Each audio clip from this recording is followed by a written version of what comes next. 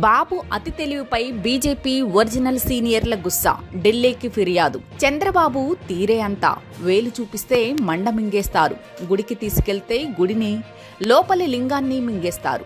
రాజకీయాల్లో ఈ విషయం పలుమార్లు స్పష్టమైనా గొర్రె కసాయువాన్ని నమ్మడం రివాజు ఎలాగో బీజేపీ వాళ్లు చంద్రబాబును దశాబ్దాలుగా నమ్ముతూ మోసపోతున్నారు.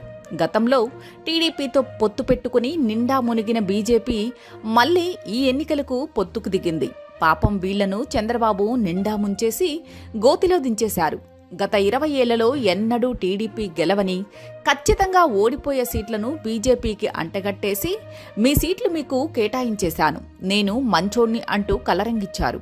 అసలు విషయం మెల్లగా అర్థం చేసుకున్న బీజేపీ సీనియర్ నాయకులు అమ్మడి, ఇంత ఘోరమా, ఎంత మోసమా, చచ్చులు పుచ్చులు మాకిచ్చేసి గెలిచే సీట్లు మీరు కాజేస్తారా అంటూ బాబు కుట్రను ఢిల్లీకి చేర్చారు. బీజేపీలో ఉంటూ చంద్రబాబుకు అనుకూలంగా పనిచేస్తున్నారంటూ పురంధేశ్వరి మీద ఫిర్యాదు చేశారు. దీంతో ఢిల్లీ పెద్దలు తస్సదియ్యా, బాబు ఇంకా మారలేదా, ఇంకా అదే కుట్రలు అంటూ ఎంపీ సీట్ల ప్రకటన వాయిదా వేశారు.